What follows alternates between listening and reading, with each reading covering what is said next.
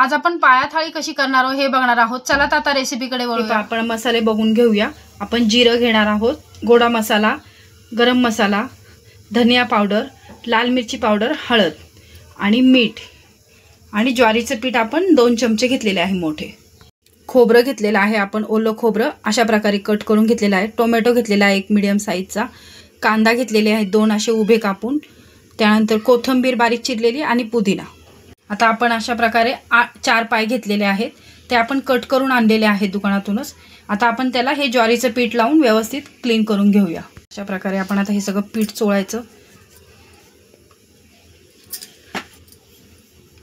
हे व्यवस्थित चोळून घ्यायचे। हे जितकं तुम्ही व्यवस्थित पिठाने हे क्लीन करताल तेवढं ते टेस्टी लागतं। ह्यामध्ये जरा जरी थोडंसं जरी काही राहिलं तर त्याची चव बिघडते। हे पहा, ह्याला कमीत कमी अर्धा पाऊण तास तरी जातो आपल्याला हे क्लीन करायला, पण ते वेळेचं प्रमाण नाही बघायचं ह्याच्यामध्ये। हे व्यवस्थित क्लीन झालं तरच ते खाण्यासाठी छान लागतं। आता आपण हे सगळं व्यवस्थित करून घेऊया। त्याला ज्वारीच्याच पिठाने ते क्लीन करायचं, तुम्ही दुसरं कुठलं पीठ वापरू नका आणि डायरेक्ट धुवायचं पण नाही त्याला। पूर्ण पहिले पिठाने सगळं क्लीन करून घ्यायचं आणि मग 2-3 पाण्याने स्वच्छ ते धुवून घ्यायचं। तुम्ही बघू शकता अशा प्रकारे आता आपण हे पीठ लावून व्यवस्थित क्लीन करून घेतले आहे। आता आपण ह्यामध्ये गरम पाणी ओतून घेणार आहोत आणि ते गरम पाण्याने क्लीन करणार आहोत। आता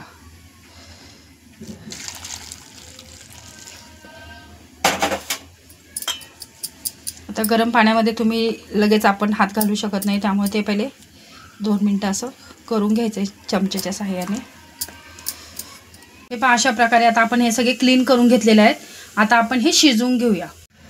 हे पहा, आता आपण ह्यामध्ये 1 मोठा चमचा तेल टाकून घेऊया। ह्यामध्ये उभा चिरलेला कांदा टाकून घेऊया आपण। बघू शकता कांदा व्यवस्थित फ्राय झालेला आहे आपला। त्यामध्ये आपण टोमॅटो टाकून घेऊया। त्यामध्येच आपण लगेच थोडासा पुदिना टाकायचा आहे आणि थोडी कोथिंबीर, आणि आता ह्यामध्ये आपण मसाले ॲड करूया। आपण हळद टाकणार आहे, धनिया पावडर, जिरा पावडर, थोडासा गोडा मसाला,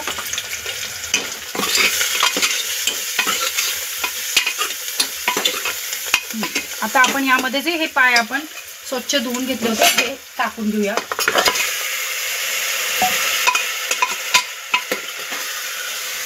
हे 2 मिनिटं फ्राय करून घेऊया आपण पाय। आता बघा, आपण हे मसाल्यांमध्ये पूर्ण व्यवस्थित फ्राय केलेले आहे। आता आपण ह्यामध्ये 2 मोठे ग्लास पाणी ॲड करून त्याला 5 ते 6 शिट्ट्या करून घेऊया। आपण ह्यामध्ये चवीपुरतं मीठ टाकून घेऊया। तुम्ही बघू शकता आपले पाया किती व्यवस्थित शिजलेले आहेत। आता अशाच प्रकारे आपले हे सूप खाण्यासाठी तयार आहे। आता आपण हे सर्व करून घेऊया। 3 ते 4 मोठे चमचे तेल टाकून घेऊया। आपण रस्सा भाजी करणार आहोत, तर त्यासाठी आता आपण वेगळा कांदा परतायचा नाहीये, कारण आपण कांदा, टोमॅटो, पुदिना, कोथिंबीर हे सगळं आपण वाटणामध्ये आता वाटलेलं आहे। त्यामुळे आता आपण वेगळं काही करायचं नाहीये। आता आपण जे मिक्सरमध्ये पेस्ट करून घेतली होती ती फक्त आपण डायरेक्ट तेलामध्ये फ्राय करून घ्यायची 2 मिनिटं। आता आपण ह्यामध्ये पाऊण चमचा हळद टाकणार आहोत, त्यानंतर धनिया पावडर अर्धा चमचा, गोडा मसाला आणि गरम मसाला हे सगळे आपण अर्धा चमचा घेणार आहोत, आणि लाल मिरची पावडर मी ही 1 चमचा घेणार आहे, आणि घरचा मसाला मी 1 चमचा टाकत आहे। तुम्ही त्याच्याऐवजी कांदा लसूण मसाला किंवा काळा मसाला सुद्धा वापरू शकता। आणि मीठ आपण भाजीमध्ये टाकलं होतं ऑलरेडी शिजवताना, त्यामुळे ह्यामध्ये मीठ थोडंसंच टाकणार आहे। त्यानंतर तुम्ही अंदाज घेऊन ह्यामध्ये मीठ ॲड करू शकता। आता हे मसाले आपण 2 मिनिटं तेलामध्ये व्यवस्थित परतून घेणार आहोत।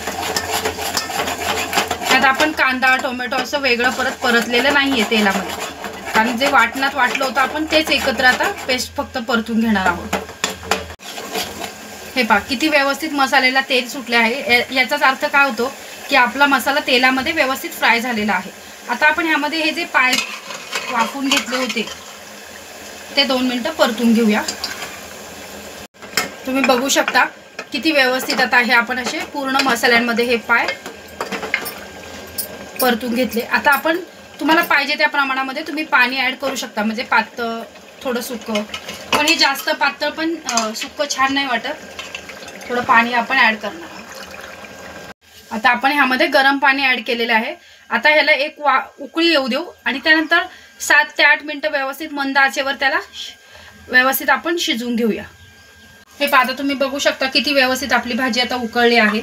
आता आपण काय करू, ह्यामध्ये थोडंसं पुदिना आणि थोडीशी कोथिंबीर हे ॲड करून घेऊया. टाकू थोडीशी आणि ह्याला बारीक गॅसवर व्यवस्थित मंद आचेवर 7 ते 8 मिनिटं आपण ह्याला व्यवस्थित शिजवून घेऊया. आता अशा प्रकारे आज आपली पाया थाळी खाण्यासाठी तयार आहे, बकऱ्याचे पाय.